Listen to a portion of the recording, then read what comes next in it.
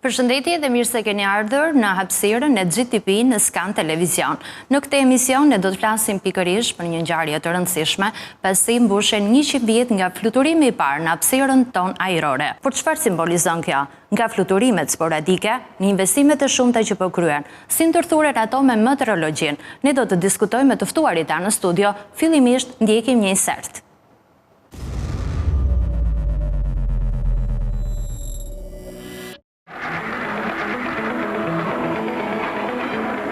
Mbushen 100 vjet nga fluturimi i parë në territorin shqiptar, një ngjarje historike që hapi rrugën për zhvillimin e aviacionit në vend. Nga një zbritje simbolike në Tiranë në vitin 1925, fluturimet në Shqipëri kanë kaluar një rrugë të gjatë, duke kaluar nga përdorimi ushtarak në shërbimin civil dhe turistik. Me kalimin e kohës, nevoja për siguri dhe efikasitet solli zhvillimin e meteorologjisë ajrore, një element kyç për operimin e sigurt të avionëve. Kjo shoqërua me ngritjen e institucioneve të specializuara, që ofrojnë të dhëna për kushtet atmosferike. Në të njëjtën kohë, rritja e trafikut ajror solli nevojën për standarde më të larta sigurie. Aeroporti i Tiranës u kthye në një qendër të rëndësishme rajonale, ndërkohë që u modernizuan sistemet e navigimit dhe u trajnuan kontrollorët e fluturimeve sipas praktikave europiane. Megjithatë, sfidat nuk mungojnë. Për të përgjigjur atyre, Shqipëria ka nisur ndërtimin e aeroporteve të reja, duke synuar shpërndarjen e trafikut dhe rritjen e turizmit. Paralelisht, përfshirja në projektet europiane për hapësirën ajrore të përbashkët, po lidh Shqipërinë më ngushtë me rrjetin ajror ndërkombëtar. Kështu, nga një fluturimi vetëm një shekull më parë, Shqipëria sot qëndron në një pikë kyçe, mes arritjeve dhe sfidave, duke synuar një të ardhme më të sigurt dhe të lidhur në qiellin evropian.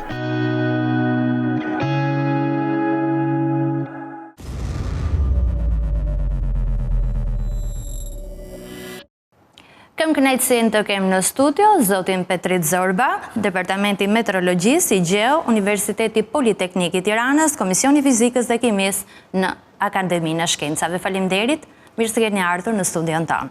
Faleminderit juve për ftesën dhe faleminderit që po trajtoni në programet tuaja pikërisht këtë tematik në lidhje jo vetëm me aspektet historike të 100 vjetorit apo të datës 75 vjetorit krijimit të Organizatës Botërore të Meteorologjisë, por dhe aspektin ekonomik të meteorologjisë që kanë lidhje me aviacionin, por dhe me degët e tjera të ekonomisë.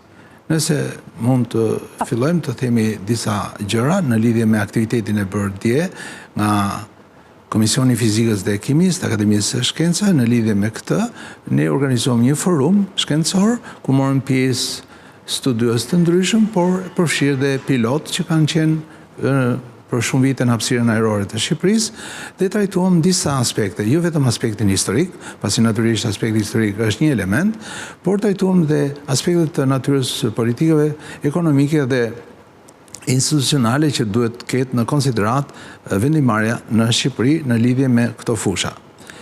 100 vite më parë, siç edhe ju pak më parë cekët, janë shënuar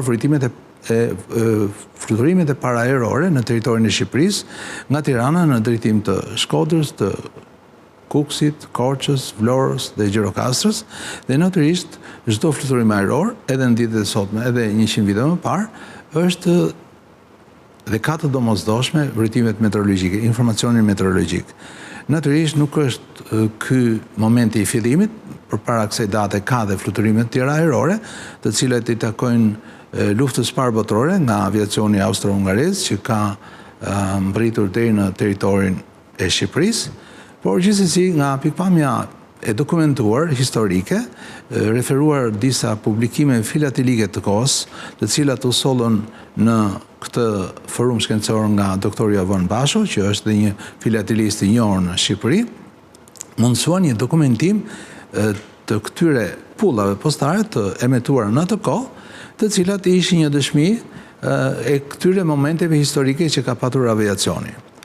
Por, më duhet të them se meteorologjia, pra që thamë që është e domosdoshme në mënyrë të veçantë për aviacionin, është paraprirë në Shqipëri në vitet 1880, 1860, pra jemi duke kaluar një shekull tjetër, edhe për transportin detar.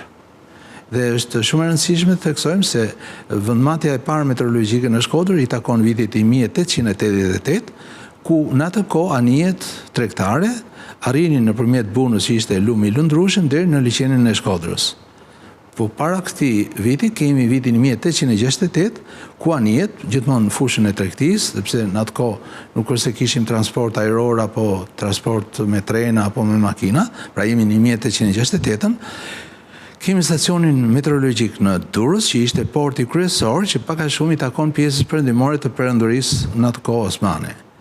Duhet të them se ky moment kohor është rreth 8 vite në distancë kohore me vritimet e para meteorologjike të organizuara në perandorinë britanike, në Angli, ku janë fillimet e vritime meteorologjike të organizuara kryesisht në portet kryesore, të cilat më pas u përhapën dhe në portet kryesore të Europës dhe të Amerikës, ku kemi stacione meteorologjike në Marseille, në Venecia, në Rom, apo kudo që ishin pikat e mundshme për këtë transport.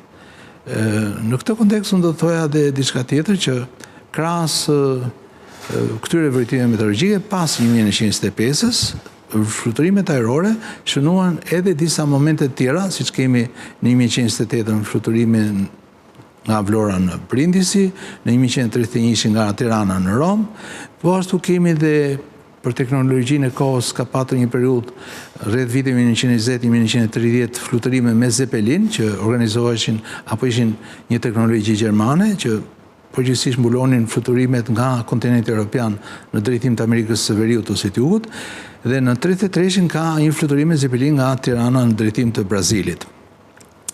Shkurtimisht për ta përmbledhur historinë me 200 vite në pak minuta, kemi pas 1945-s, pra mbarimin e luftës së dytë botërore, edhe në Shqipëri, duhet thënë, dhe ne prezantuam në aktivitet edhe vritimet meteorologjike gjatë muajit nëntor, pra të 44-s, dhe këto dy fusha pastaj kanë patur një ecuri të ndryshme gjatë sistemit të mëparshëm, pasi ju e dini që Shqipëria ka qenë relativisht, po absolutisht e mbyllur, dhe fluturimet ajrore kanë qenë shumë të kufizuara, ku kishte vetëm 3-4 kompani, të cilat fluturonin maksimumi herë në javë, por në shumicën e rasteve ishin një herë në 2 javë.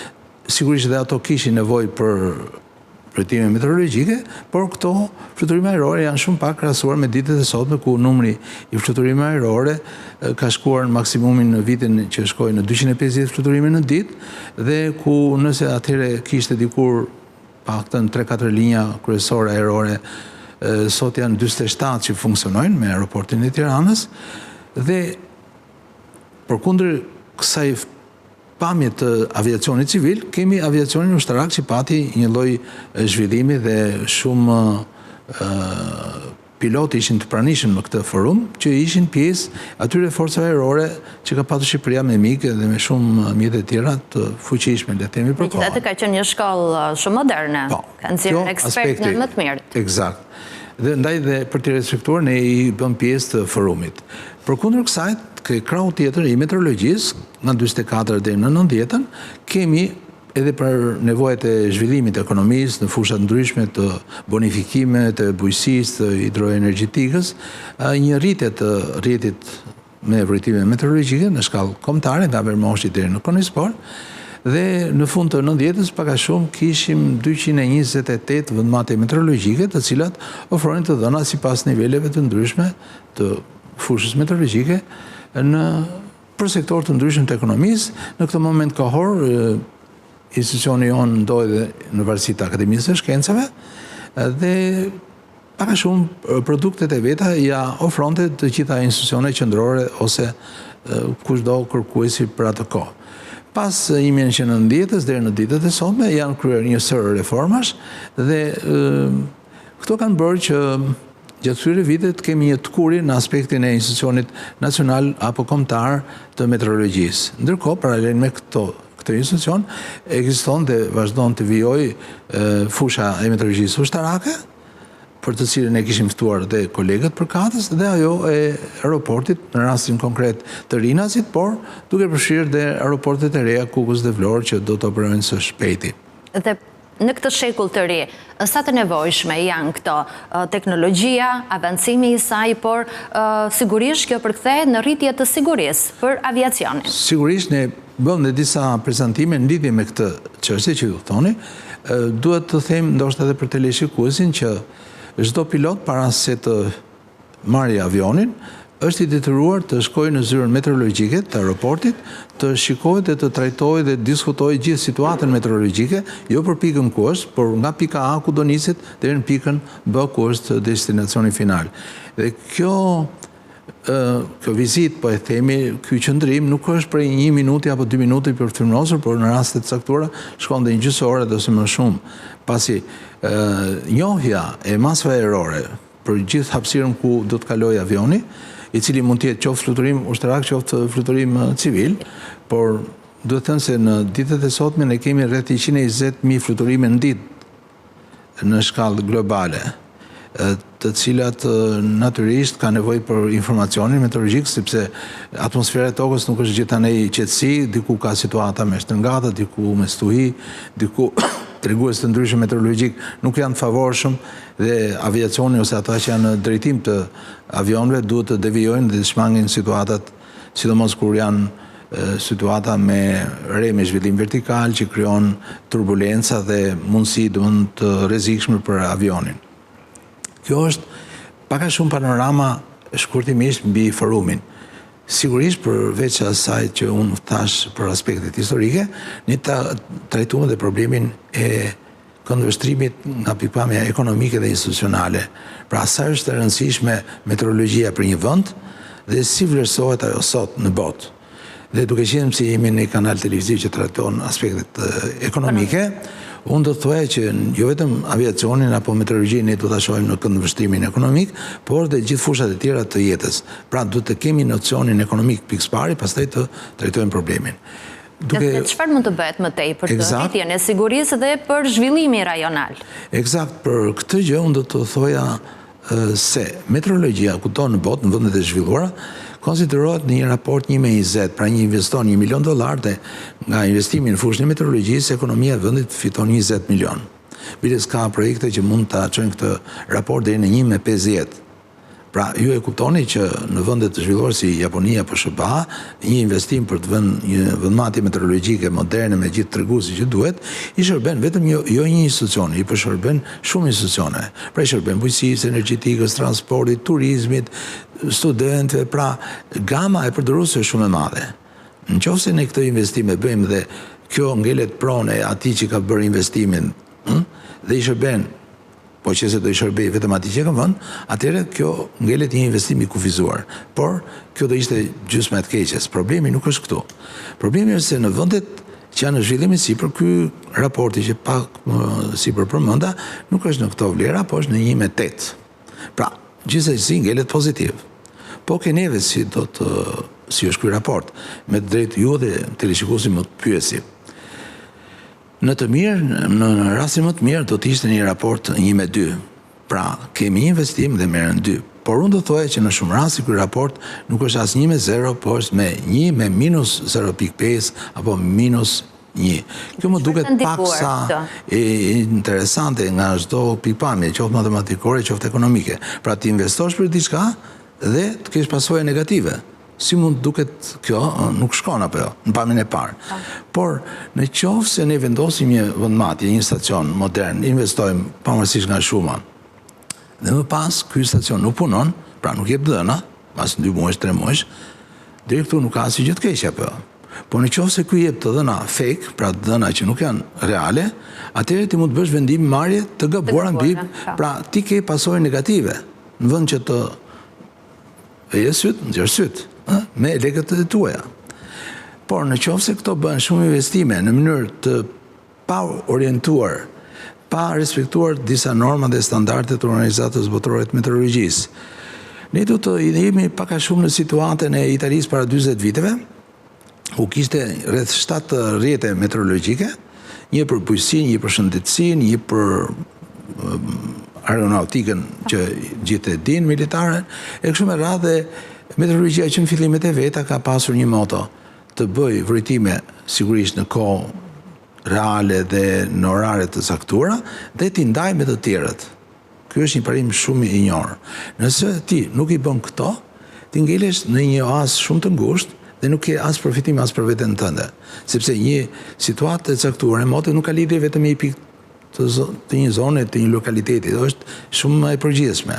Dhe duke ndarë këtë informacion meteorologjik, jo vetëm brenda vendit, flas edhe në shkallë ndërkombëtare. Minimizon kostot operacionale. Eksakt, dhe ti mundson dhe një feedback mbrapsht pra një ardhje të informacionit për vendin tënd më të madhe. Kjo jo vetëm për Shqipërinë, por për kudo. Pra sa më shumë ti t'japësh informacion për territorin tënd, aq më i sakt bëhet vlerësimi pastaj për situatën e masave errori që do të vinë dhe për forecastin apo parashikimin e motit në ditët që vijnë e kështu me radhë. Kjo e para. E dyta është që pastaj ky informacion që është stokuar, pra që është arkivuar apo shfutur në servera, qoftë automatik, qoftë klasik, shërben jo më për atë që ka vënë stacionin, pra ai që ka investuar, por shërben që nga studenti, nxënësi i shkollës, për projekte të ndryshme të natyrës që mund të jenë për bujqësinë, për hidroteknikën, për hidrocentralet, për transportin, për turizmin. Ne pak më parë kishim një muaj më parë kishim një simpozium tjetër në lidhje me turizmin në Shqipëri, dhe unë kisha një prezantim në lidhje me vlerësimin e treguesit klimatik turistik. Si po shkon klima nga pikpamja turistike. Pra ju e dini që turisti është një person, si po kalojmë nga tema në temë, por kjo është shumë e rëndësishme, por gjithmonë nga aspektin ekonomik, turisti është një person apo një grup njerëzish që vinë në një vend caktuar dhe përveç qëndrimit në hotel gjatë natës kanë të nesërmen një lëvizje në territor. Pra për shkuar pa një kështjell, një muzeum, një objekt çfarëdo natyre.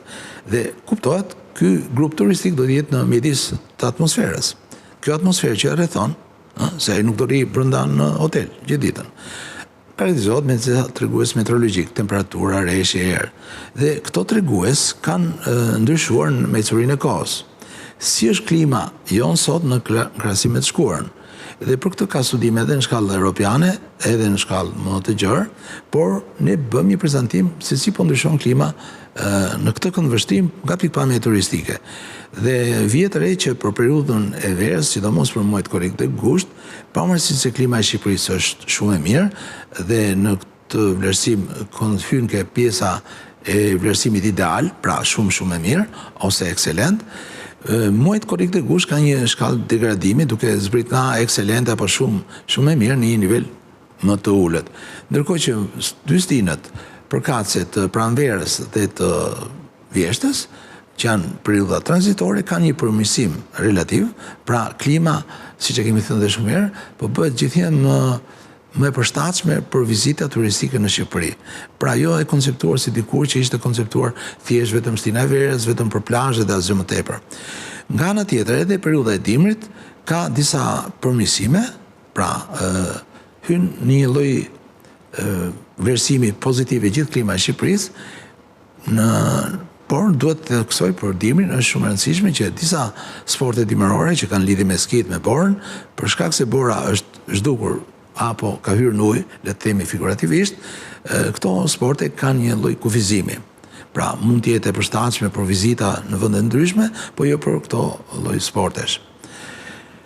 Kalojmë pra nga dhe në fakt janë këto investime që po kryen pikërisht përveç aeroportit të Rina, siç ne kemi, është investimi që po merr jetë tani në Vlorë dhe priten shumë shpejt të nisin fluturimet e para, qoftë edhe me Shtetet e Bashkuara të Amerikës, fluturime direkte, por edhe linjat e tjera.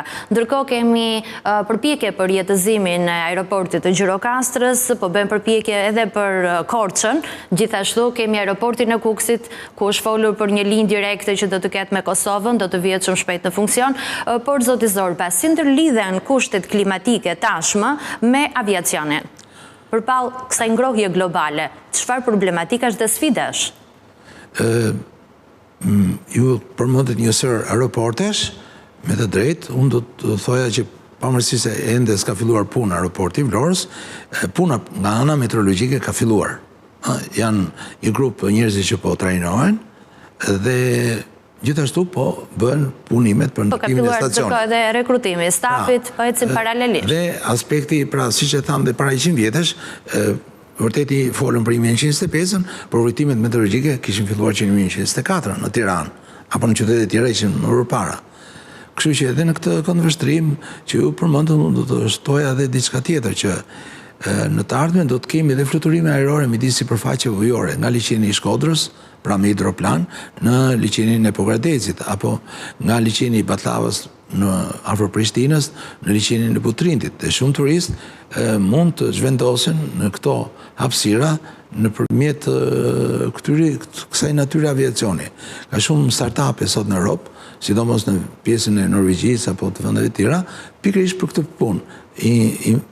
Futjen në qarkullim për linjat kryesisht lokale, me distanca jo shumë të mëdha, të hidroplenëve, të cilat nuk kanë nevojë për aeroporte, pra shfrytëzohen sipërfaqet ujore. Kjo e para.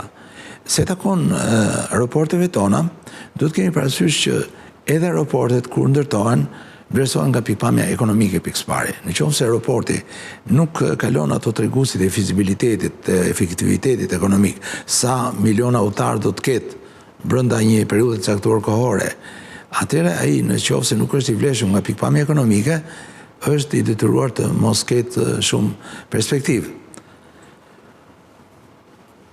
Këto do të thoja në këndvështrimin ekonomik për aviacionin në të ardhmen. Dhe çfarë sfide mbetet? Sfidat ngelen këto, duke pas parasysh që ndryshimet klimatike pak a shumë janë reflektuar me temperatura më të larta. Për Shqipërinë, sipas një vlerësimi që ne bëjmë dhe publikojmë në buletinin mujor klimatik, ka një ndryshim me rreth 1.9 gradë Celsius më të lartë se periudha 30 vjeçare 60-90. Në mënyrë të veçantë në aeroporte, në sipërfaqet e pistave, temperaturat shënojnë vlera shumë të larta dhe këto janë një element që duhen mbajtur në konsiderat në fushën e aviacionit. Elementet të tjera pastaj lidhen me dukurit ekstreme të motit, që mund të kenë një rritje, por gjithmonë duke parë dhe këndvështrimin në forum trajtuam dhe problemet se si do të jetë perspektiva në fushën e aviacionit dhe të meteorologjisë në 100 vitet e ardhshme,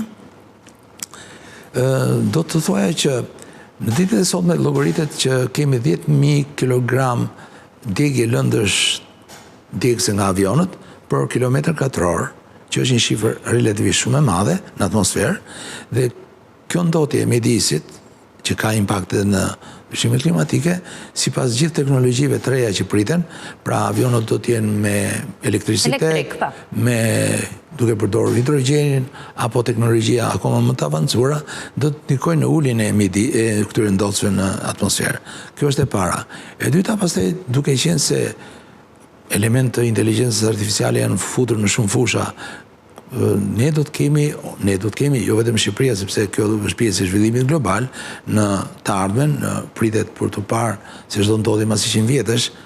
Sigurisht ne e thamë dhe në forum që kjo është një moment historik, se ne jemi këtu dhe po themi se çdo ndodhi mas 100 vjetësh, siç po kemi trajtuar dhe para 100 vjetësh. Dhe teknologjitë, rritja e zhvillimit teknologjik mund të jetë e tillë që do të ketë aerotaksi, pra makina që do të fluturojnë, pra nuk ka nevojë të fluturojnë në mijëra metra mbi sipërfaqen e tokës, por do të sfidojnë forcat e gravitetit dhe do të ulin kostot e udhëtimit. Në disa nga platformat e inteligjencës artificiale flas dhe nga ato me pagesë dhe ato pa pagesë, për një pyetje që mund ta bëj kushdo. Një ardhme e fluturimeve në një botë që ngrohet. Eksakt, dhe teknologjitë janë të mundshme, shumë prej tyre janë të realizuara në formë eksperimentale në ditët e sotme. Kuptohet që çdo patent që shpiket sot apo del sot, zhvillimin e merr mas 50 apo 60 vitesh. Gjithashtu edhe në aspektin meteorologjik, stacionet do të jenë shumë më tepër të automatizuar, që mund të jenë vetë kalibrues, pra në aspektin nuk ka nevojë dikush të shkojë ta kalibrojë her pas here për ta parë punën në rregull, të vetë pastruar, pra në shumë raste ne kemi stacione sot të vënë vërtet me kostot më të larta dhe me shpenzime të mëdha që punojnë shumë mirë në pamjen e parë, por për shkak të mos pasjes së një mirëmbajtje të pastrimit panelit diellor, të prerjes barit, atëherë ky investim që mund të jetë për një vendmatje me 30.000 euro mund mos ketë asnjë vlerë.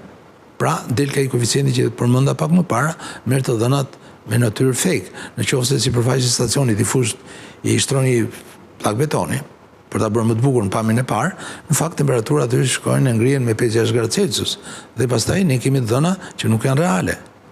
automatikisht pasi ne do të vijmë diskutimi, kemi ndryshime klimatike, apo kemi ca vlera që nuk vijnë nga burimi i dur, i standardizuar me norma. Dhe ky rol i kësaj teknologjie dhe modernizimi, por edhe i rëndësisë që kërkon meteorologjia, si mund të përcaktohet?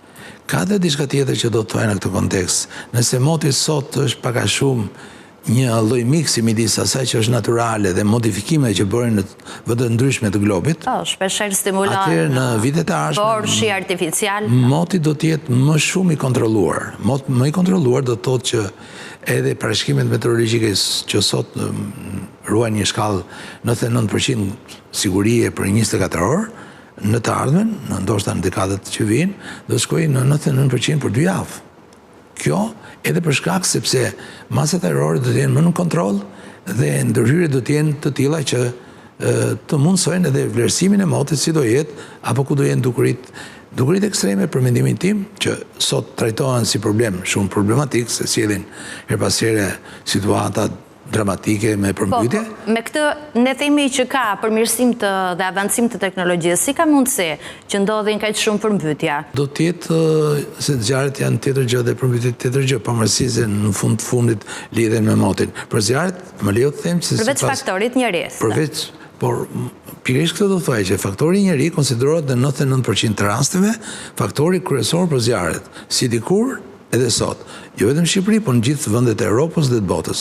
Pra nëse ne do të kemi një shkallë më të madhe ndërgjegjësimi për popullatën, që mos vej flakën aty ku s'duhet edhe të jetë shkaku i zjarrit, kjo është kryesore. Automatikisht do të minimizohet e dukuria e impaktit nga zjarret. Por ajo që do të thoja është që duke pas një modernizim, një avancim teknologjive, si për aviacionin, por edhe për fushat e tjera, edhe për motin vetë, duke pasur më në kontroll, do të minimizohen dhe dukurit ekstreme duke i shkërmoqur, termi më i durë shqip, ky është, që në gjenezë, pra që në momentin e fillimit. Pra nëse nis një situatë që mund të jetë një ciklon, që mund të ketë avancime duke u shpeshherë teleshikuesi ka parë tornadot, si nisin, ku nisin e të tjera, por edhe në kontinent, atëherë nëse ndërhyet pikërisht në momentin kur ato startojnë, atëherë impaktet e tyre mund të minimizohen dhe zvoglohen dhe mos ketë më ato pasojë që sot janë të pranishme. Qoftë në rastin e përmbytjeve, qoftë në rastin e tatësirave. Në pak të parashikueshme se janë tërmetet, që është një tjetër. Kjo është fushë tjetër dhe nuk ka lidhje fare me meteorologjinë. Dhe si mund ta përkufizonim së fundi, zoti Zorba, ndërlidhjen që kanë pikërisht aviacioni edhe meteorologjia? Sot është një ndërlidhje jetike. Të dy fushat nuk bëjnë dot pa njëra tjetrën. Sigurisht meteorologjia bën, por aviacioni është i kursëzuar në mënyrën më të 100% i kursëzuar nga meteorologjia. Një pikë referimi. Duhet të marrë të dhënien informative, të cilën sot ka mënyra teknologjike, arritje të cilën e ka dhe vetë në avion. Por atmosfera është shumë herë e pa perceptueshme, ka shumë të papritura. Ne vërtet këtu në poshtë në tokë mund të jemi në qetësi, pra nuk ka asnjë lloj dukurie ekstreme, mund të jetë një moti kthjellët pa asnjë lloj problematike, por në rërsi në 3.000, 5.000, 10.000 metra, ku është trajektore që do të fluturojë avioni, mund të ketë hapësira që kanë densitet më të ulës të atmosferës, pra boshllike, në termin boshlik nuk do të thotë se është bosh, por ka një densitet më të ulët të atmosferës, apo në zona të tjera mund të ketë rrymë ajrore që kalojnë në shpejtësi të caktuara, mund të ketë dukuri turbulence, të cilat janë apo windshire dhe windgastet, të cilat janë termi anglisht, unë do ta përktheja edhe për teleshikuesin, ndryshimi i shpejtësisë, mënyrë të papritur dhe i forcës, pra vektorët e erës janë ndryshojnë në mënyrë të papritur. Pra avioni ndodhet në një pozicion ku era nga pjesa e prapme për lart, diku nga krau majtas, pra një lloj shqyrje. Dhe në këtë raste, përgjithsisht avionët ndodhen në pozita shumë të vështira, edhe në shumë raste kanë ndodhur dhe aksidente. Dhe ndaj, duke qenë se informacioni meteorologjik është shumë i rëndësishëm që paraprin trajektorin e fluturimit, aviatorët janë të detyruar ta kenë si lëndë parë ushimin e momentit për të pas një fluturim sigurt për vete dhe për pasagjerët që kanë në të.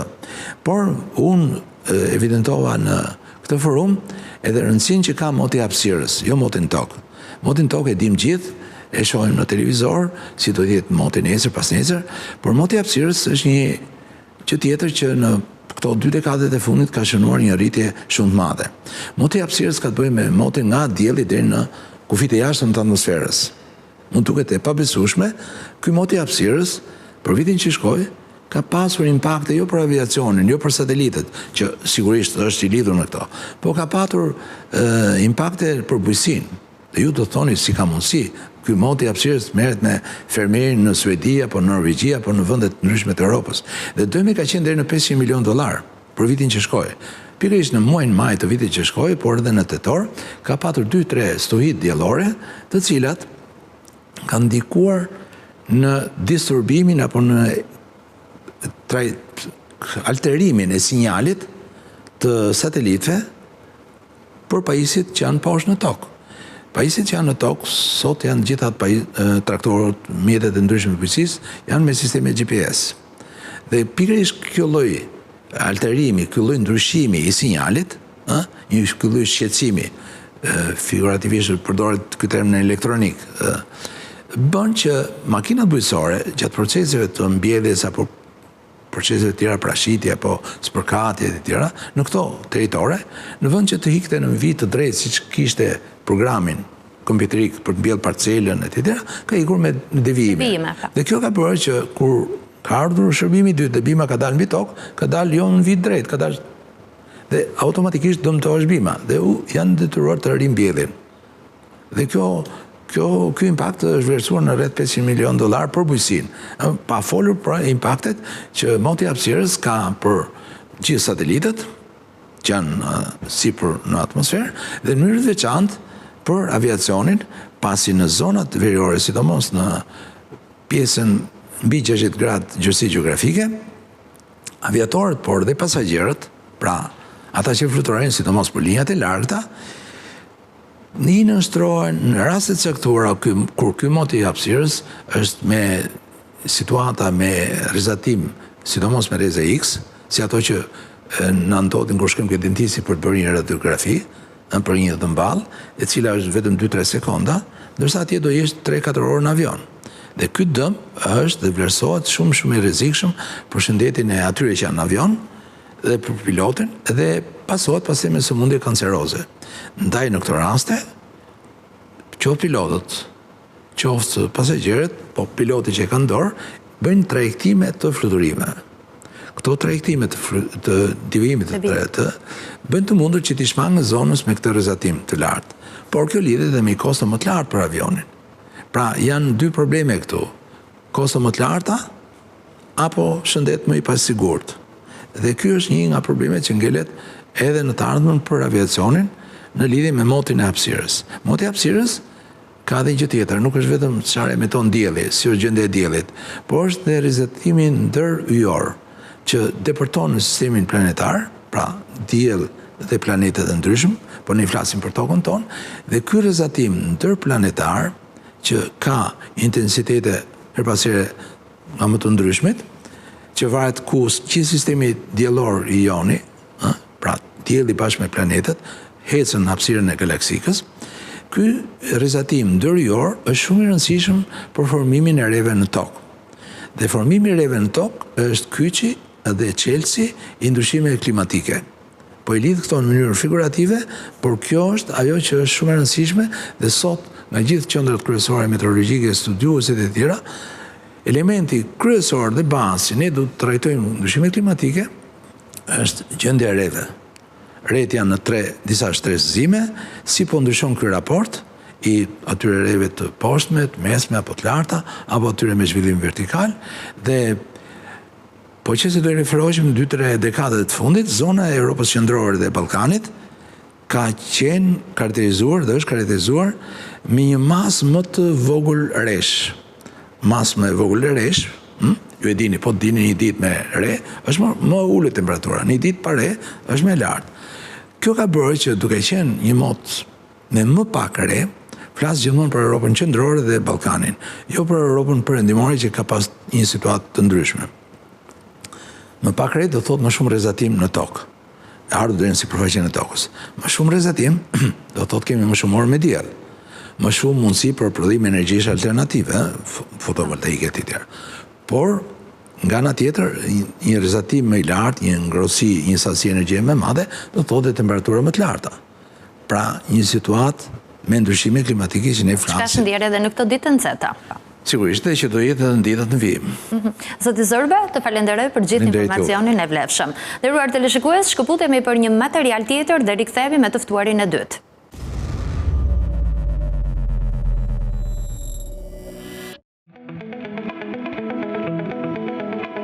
Ndryshimet klimatike po shfaqin ndikimin e tyre në shumë fusha të jetës dhe aviacioni është një ndër më të prekshmit.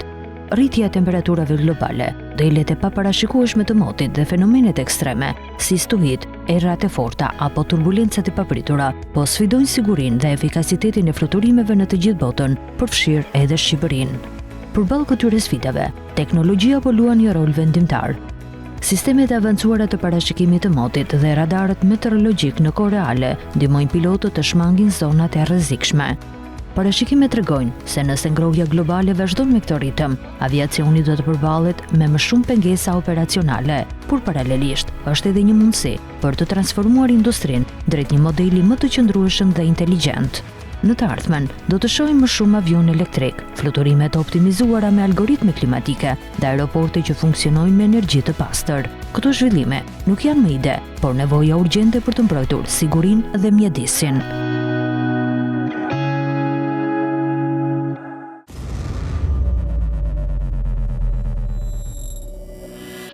Kam kënaqësinë të kem në studio zotin Sherif Gosalçi, menaxher departamenti meteorologjik, ofruesi shërbimeve të navigimit ajror në Kosovë. Faleminderit dhe mirë se keni ardhur në studion e GTP. Faleminderit për ftesën dhe mirë se kemi gjetur. 100 vjet nga fluturimi i parë në hapësirën ajrore, 75 vjet nga themelimi i organizatës botërore të meteorologjisë. Si kanë evoluar së bashku këto? Ç'do të thotë? Është interesante kur kam pranuar ftesën nga Akademia e Shkencave për pjesëmarrje në këtë forum shkencor që isha i nderuar të jem pjesëmarrës dhe nga profesor Zorba, pastaj kur isha futur të shoh si ka qenë jeta publike e qytetarëve shqiptarë në përgjithësi, do të thotë edhe në këtë pjesë të kombit që ishte shteti i pavarur atë botë, dhe po ashtu në pjesën e robruar të kombit, pjesa veriore e kombit tonë, kishte dallime shumë të mëdha, do thotë. Një pjesë e kombit ishte e robruar atëherë, në vujtje të thellë, ndoshta edhe uri buke, dhe pjesa tjetër çuditërisht shumë mirë, me erdhi që kishte arritur madje të realizojë edhe fluturim ajror. Sot jemi krejt dikun tjetër, do të thotë 2 vende të pavarura, një komb dhe me tendencat një zhvillimi të hovshëm edhe në sferën apo në industrinë e aviacionit civil gjithashtu. Si ka ndikuar sa i përket aspektit ekonomik? Përmirësimi i infrastrukturës ajrore, modernizimit të tyre, kemi aeroporte si në Prishtinë, në Shqipëri, kemi aeroportin në Tereza, aeroportin e Vlorës, po ashtu përpjekje po bëhen për aerodromin e Gjirokastrës, aeroportin, po ashtu kemi dhe Kuksin, ku është folur edhe një linjë që do të jetë direkte. Unë edhe në prezantimin tim shpalosa që do të Kosova ka një aeroport ndërkombëtar aktualisht, është aeroporti ndërkombëtar i Prishtinës Adem Jashari dhe po ashtu ka një aeroport ushtarak. Do të është aeroporti Gjakovës, cilin pas marrjes prej qeverisë italiane, qeveria e Republikës Kosovës e ka dedikuar për forcat e sigurisë Kosovës, gjithsesi ushtrinë e Kosovës.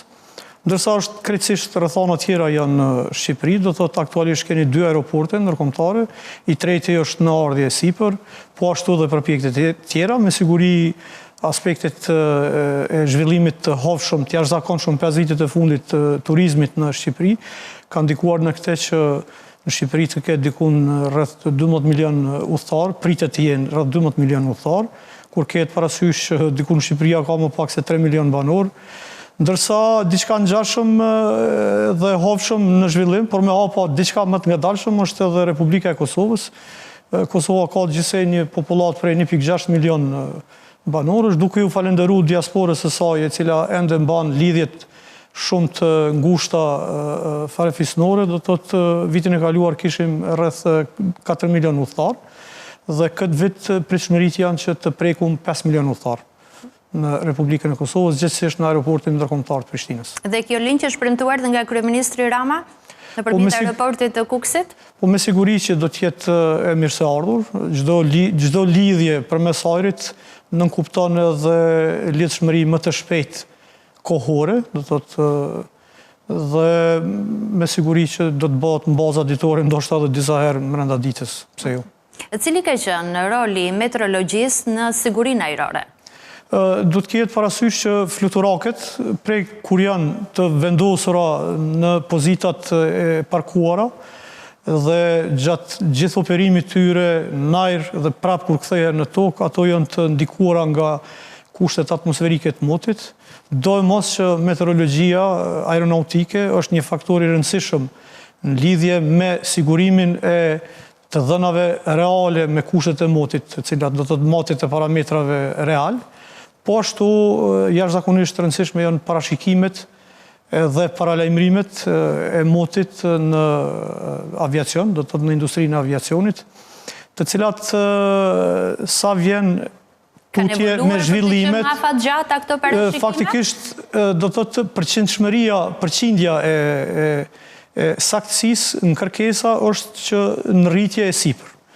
Do të thotë nëse deri vite më parë kem pas dikon një përqindje ditore 90%, tani kërkesat janë 99%, dhe do të shkohet me trende që biles edhe në parashikimet javore të kemi në saktësi mbi 90%. Si po integrohet kjo teknologji e re në këto parashikime? Po, është interesante, për shembull, unë kam dikun përvojë 26 vite në meteorologji aeronautike, dhe fillimisht në vitin 2002 kem pranuar një imazh satelitor, do të thotë një gjendje imazh satelitor në orë, atë dëbot nga Instituti Meteorologjik Britanez, nga Mbretëria e Bashkuar, kurse keni parasysh tani kemi çdo 5 minuta. Do të thotë aq ka evoluar shkenca, teknologjia, dhe po ashtu pritet që deri në fund këtij viti të filloj realizimi i imazheve satelitore çdo 3.5 minuta.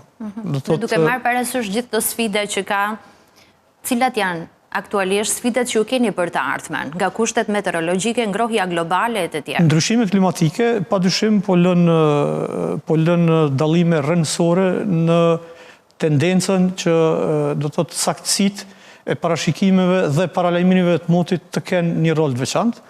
Theksi posaçëm i kushtohet brenda Evropës, është organizata për siguri të aviacionit, EASA, në Evropë, e cila ka bërë angazhime të theksuara. Do të jemi me fat që jetojmë në Evropë dhe do të thotë çështjet e sigurisë, ku hynë edhe shërbimet, ofrimi i shërbimeve meteorologjike, janë esenciale. Do të thotë rritja e trafikut njëkohësisht duhet ndjeket edhe me përparimet edhe teknologjike, edhe të avancuara në ofrimin e shërbimeve. Dhe pikërisht kjo rritje e trafikut ajror, e frekuencave, por edhe dëshirës për të udhëtuar sa më tepër. Sa mendoni se këto investime që po kryen në të gjitha aeroportet, qoftë në hapësirën e Shqipërisë edhe atë të Kosovës, do të ndikojnë edhe për rritjen e një imazhi, por edhe në thithjen e sa më tepër turistëve të huaj? Gjithsesi, do thotë sa më pak që të kemi incidente, çfarë do qofshin ato të zhvilluara në industrinë e aviacionit, kjo tregon për një imazh që profesionistët, cilët në vazhdimsi edhe tani kur ne po bëjmë këtë intervistë, janë duke ofruar shërbimet e tyre aeronautike, do të thotë që nga kontrolli ajror, pastaj edhe shërbime tjera përcjellëse, cilat sigurojnë dhëna të sakta dhe të sigurta për pilotët, gjithsesi për ekuipazhet e fluturakeve të ndryshme. Evoluimet kanë ndodhur, tash po e shohim edhe dronët janë bërë pjesë e zhvillimeve të ndryshme, madje edhe atyre strategjike, që në të ardhmen besoj që edhe prezenca e tyre do të rritet edhe në aspektin dhe do të ketë ndikim edhe në zhvillimin ekonomik të vendeve tonë. A jemi të përgatitur ne si dy vende, dy popull, që jemi vëllezër, përsa i përket rritjes së këtij trafiku ajror? Po, me plot fjalë, me plot gojë në thom përgjigjen po, do të thotë është e rëndësishme që në kokat vendimarrëse, do të thotë, apo në menaxhimi bëhet nga njerëz kompetent, nga njerëz që kanë evoluar dhe janë rritur kryesisht prej trafikut edhe atëherë kur ka qenë larg i vogël. Kështu që derisa ata njerëz që i kemi në krye të aviacionit civil, gjithsesi të organizatave tona, si motra bëjnë punën e tyre me zell, ashtu si i ka hije dhe nevojitet, me siguri që edhe jemi të sigurt në këtë drejtim. Dhe cilat janë pritshmëritë për 2025-ën, ky bashkëpunim mes aviacionit, por edhe shërbimit meteorologjik? Ka nevojë ende për një sensibilizim të përgjithshëm për investime në meteorologji. Nuk është që është shumë e nevojshme ose politikë bërësit nuk kanë ndikuar në meteorologjinë aeronautike, me që aviacioni ka ato kërkesat e sigurisë, por me thekst posaçëm dua ta potencoj tek meteorologjia që ofrohet për publikun, do thotë tek institutet të cilat ofrojnë këto shërbime. Fatkeqësisht nga gjendja që unë kam lexuar ka kthim prapa, jo shkurje para, po kthim prapa. Do thotë në këtë drejtim duhet vëmendje posaçme, po shohim ashtu si përmendëm ndryshimet klimatike shkaktojnë ngjarje meteorologjike. Ngjarje meteorologjike kur them do thotë flasim për erëra të fuqishme, në fakt janë shtuar turbulenca, të gjitha kemi ndjerë. Sasi të mëdha të rreshjeve, çfarë do qofshin ato të ngurta apo të lëngta. Pastaj keni pa deri para ca javësh apo ca ditësh kishim temperatura shumë të ftofta që kanë pasur ndikim të madh edhe në bujqësi, e kjo drejt për drejt ndërlidhet edhe me zhvillimin ekonomik të vendeve tona. Kështu që në këtë drejtim do thotë duhet investime në kapacitete njerëzore, në kapacitete të pajisjeve, do thotë dhe përgatitjet një regulative në hap me kohën. Të jemi aty si kemi gjenjen edhe të veprojmë tutje. Zoti Kosalçit, falenderoj që ishit në studio në GTP. Nderuar teleshikues, ndjekim një material dhe rikthehemi në studio me një tjetër të ftuar.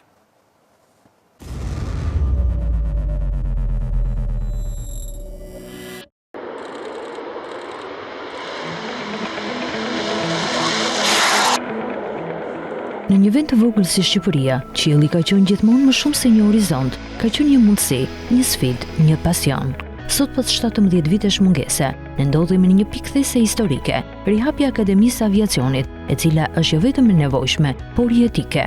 Mungesa e pilotëve shqiptar është bërë evidente. Të rinjtë që duan të ndjekin këtë profesion janë të detyruar të studiojnë jashtë vendit, shpesh me kosto tepër të larta. Kjo sill jo vetëm largim të trurit, por edhe varësi nga jashtë për një sektor strategjik. Rritja e investimeve në ushtri dhe mbrojtje kërkon më tepër kuadro të trajnuar në vend.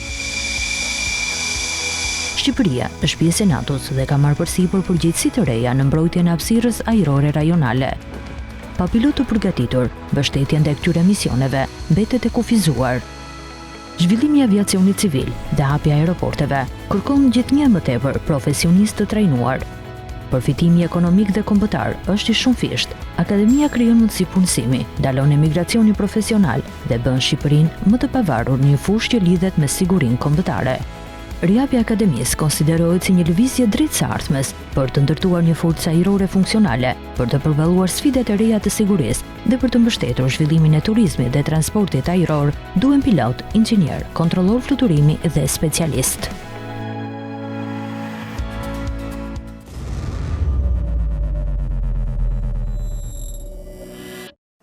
Kam kënaqësinë të kem në studio zotin Agim Duro, ish pilot në aviacionin ushtarak shqiptar. Faleminderit, mirë se keni ardhur në studio në GTP. Faleminderit juve.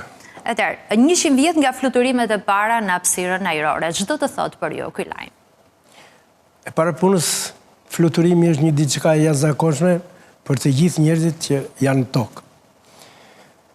100 vjet fluturim nuk është pak, është një histori, është një përvoj, një eksperiencë e cila do të shërbejë edhe brezave që janë më vonë për të nxjerrë mësime dhe për të rregulluar gabimet që mund të kemi bërë ne më përpara. Natyrisht 100 vjet, po ta shikosh historinë her pas here, e kupton edhe evolucionin që ka bërë qoftë aviacioni në Shqipëri, qoftë edhe Shqipëria vetë. Kështu që nuk mund të them që kjo është ajo që do arrihet, ose kjo është arritur. Por është një shkencë, aviacioni, që ecën gjithnjë duke u modernizuar, duke arritur në kulmet që janë tash në zhvillim në botë. A mendoni se ka ardhur koha që të kemi një shkollë të mirëfillt për trajnimin e pilotëve? Dikur Shqipëria ka patur shkollë aviacioni. Dhe gjithë pleada për 70 vjetës të aviacionit ushtarak është ndërtuar mbi origjinën e kësaj shkolle. Dhe unë jam një nga këta që kam mbaruar këtë shkollë dhe si që thoshim në atë kohë, jam tamam prodhim vëndi. Do me thënë, edhe shkollën dhe praktikën e kam bërë në Shqipëri, se është bërë edhe në Ish Bashkimi Sovjetik, edhe në Kinë. Po unë jam që nga unë edhe më këtej, janë të gjitha ta pilot që janë pregatitur në Shqipëri. Shkolla aviacionit tonë ka qenë nga një nga më të pregatiturat në Ballkan. E thë me gjithë bindje se unë kam fluturuar edhe me pilota turq, edhe grek dhe italian. Më çdo rasti. Dhe e kam parë edhe diferencë që kishim ne me ata. Nuk ishe diferencë në kuptimin e keq të fjalës, po ishte një pilot i përgatitur me të gjithë aftësitë e tija, qoftë në kondita thjeshta meteorologjike, qoftë edhe në të vështira, qoftë edhe për qitje bombardime, qoftë edhe për fluturime pasaj që ishin disimet leta. Sa e vështirë ka qenë për ju, por edhe e lehtë njëkohësisht pasi ka qenë pasioni? Natyrisht, po të kesh një pasion, me që më kujtohe, arrin çdo gjë. Të bëhesh pilot duhet të ndahesh nga shumë gjëra. E para e punës duhet të ruash shëndetin, të mbash një kulturë të përtjetuar, të mirë. Dhe të gjitha këto të çojnë atje që të bëhesh pilot. Në qoftë se ti i shfrytëzon këto të dyja, shëndetin dhe kulturën e të jetuarit, do bësh pilot i mirë.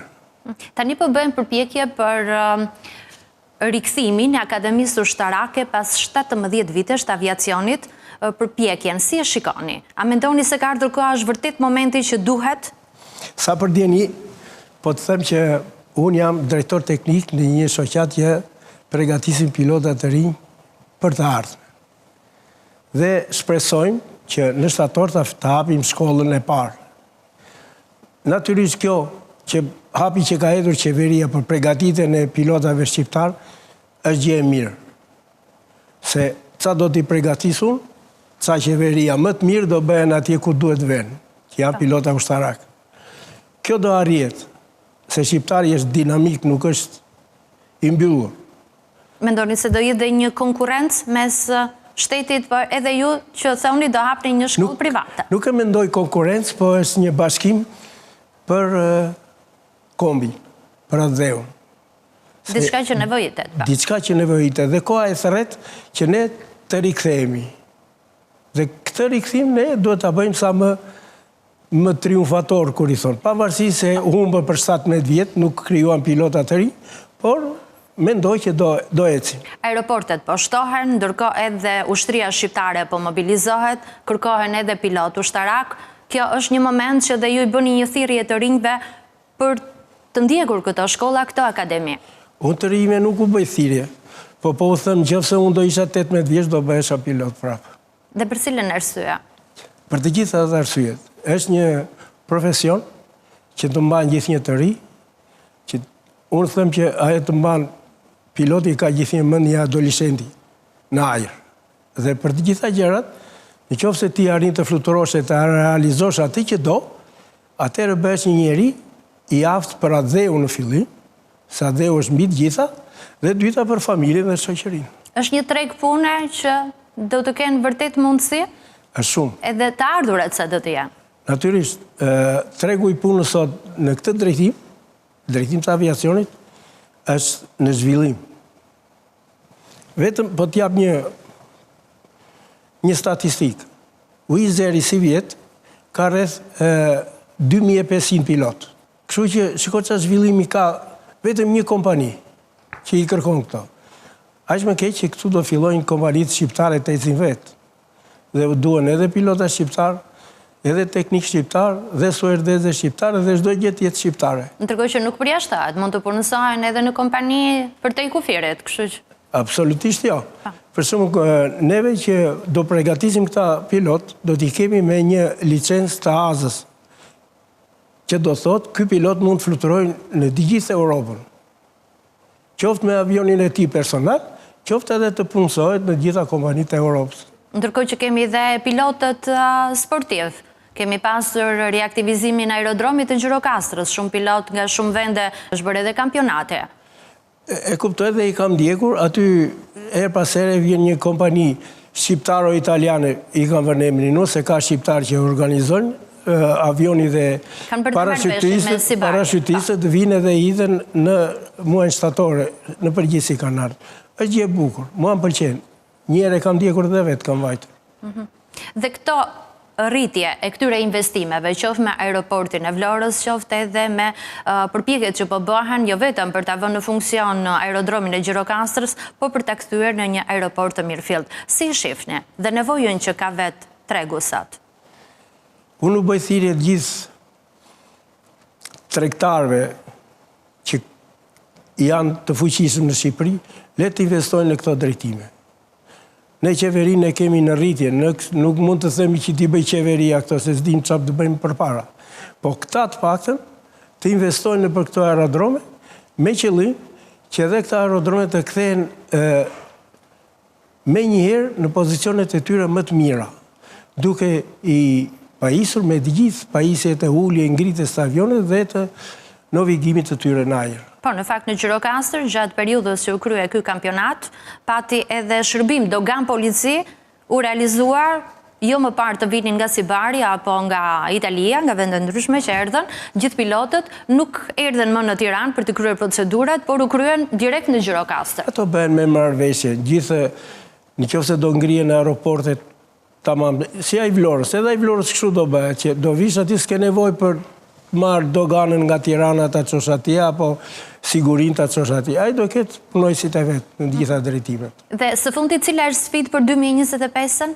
Çfarë mendoni se duhet të ketë aviacioni dhe meteorologjia? Meteorologjia dhe aviacioni janë binjak, nuk i ndan dot. Po u zhvillua meteorologjia, zhvillohet edhe aviacioni. Piloti pa meteorologun nuk bën dot gjë. Janë si dy duar të një trupi që nuk e ndihmon vetveten nëse si ke të dy janë punë. Dhe këto të dyja janë kështu të bashkangjitur, nuk i ndan dot. Unë shpresoj që sa më shumë të rritet cilësia e teknologjisë të aerodromeve, aq më i lehtë do jetë për pilotin fluturimi në këto aerodrome. Dhe asistenca juaj jeni gatshëm që të ofroni vazhdimisht përgatitjen e pilotave të rinj. Faleminderit shumë që ishit në studion e Faleminderit juve që më lejuat të them diçka. Nuk ishte si ta mbyllnim më mirë këtë emision me bisedën me këtë ish pilot i cili ka dalë nga Akademia e Aviacionit Civil Shqiptar dhe pikërisht mund të themi se po, kemi kapacitete për këtë infrastrukturë për të çelur akademitë qoftë shtetërore edhe private dhe kjo jo për krenari, por për më shumë siguri, për të dhënë të rinjve më tepër mundësi dhe zhvillim të cilët duan të fluturojnë mbi Shqipërinë për Shqipërinë. Faleminderit, miru takofshim.